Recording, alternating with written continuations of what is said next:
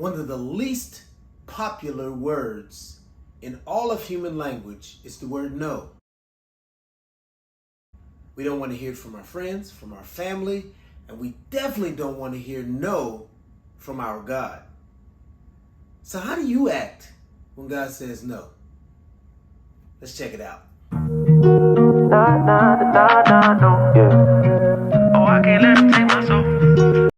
Hey, it's the Internet Preacher Sherman Nelson. Welcome to the channel. If this is your first time, welcome. If this is not your first time, welcome back. Happy to have you. Happy to have you. Listen, this is straight talk. You give me 8 minutes, I'm going to give it to you straight. All right, so nobody likes to hear no. Cooper, no.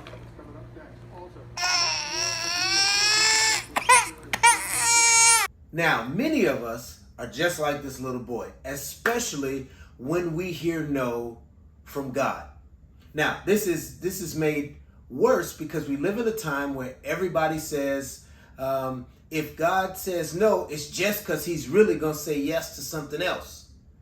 While that may be true, him saying yes to something else isn't necessarily why he said no. We also take scripture out of context. If you have faith and you believe, you ask in my name, you shall receive it. Anything you ask in my name, you shall get. And James, the brother of Jesus, lays it out for us. He says, you ask and don't receive because you ask amiss. That means your ask is off. So let me put a pin here and park here for a second. Get your ask together. Make sure that your ask is in line with the will of God. You don't want to be out here with a bad ask. Unpark the pen, take the pen out, and let's keep it moving. All right, so we want to make sure that we know how to act when we hear no from our God. There's 3 things I want you to think about. Here's number 1. Does God have the right to say no? How will God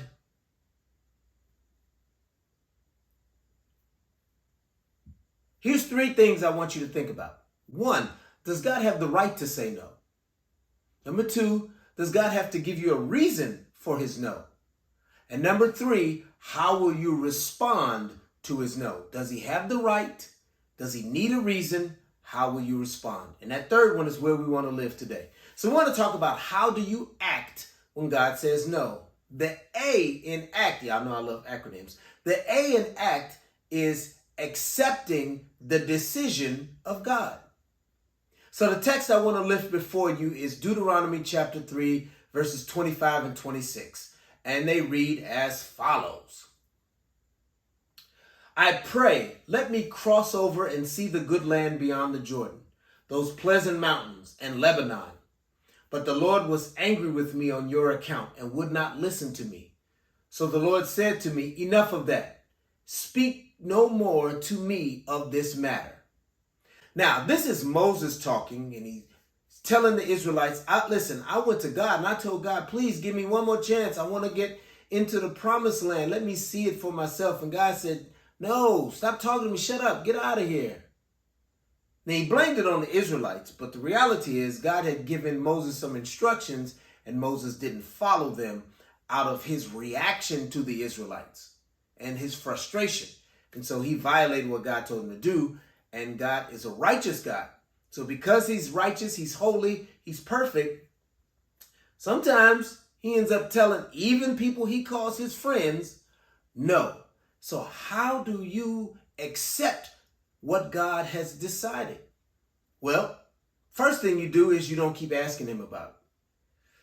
You don't re-ask the question. If you have accepted the decision that God has given, you realize that God makes right decisions. And if he said it, I'm going to let it go.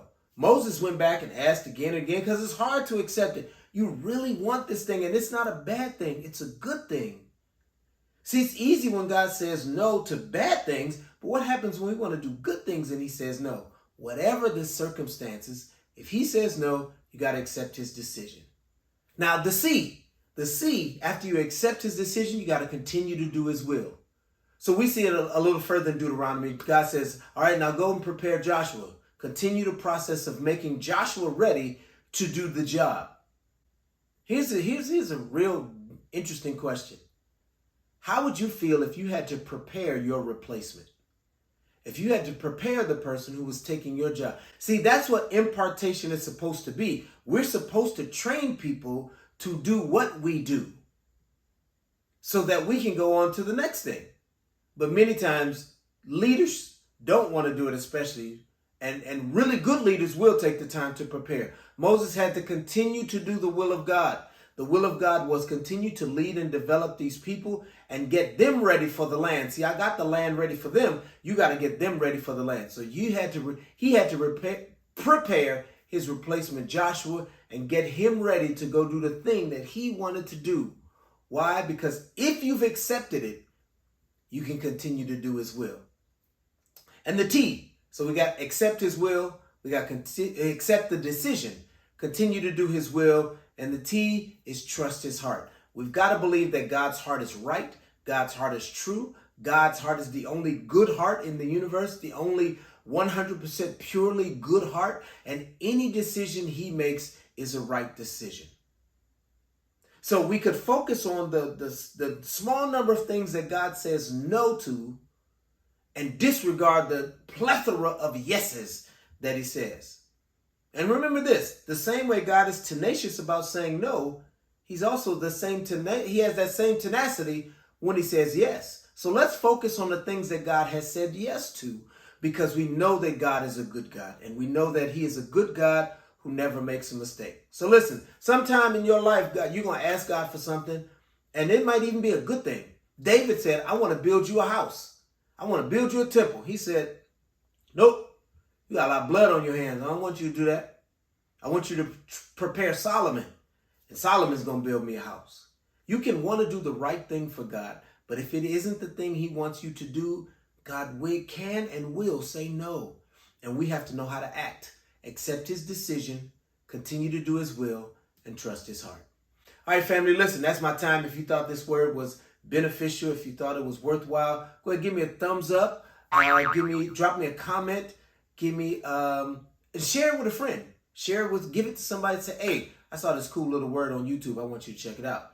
And if you like this content, subscribe to the channel so you can be present and accounted for the next time a video drops. All right, I am the internet preacher, and I will catch you, see what I did, later.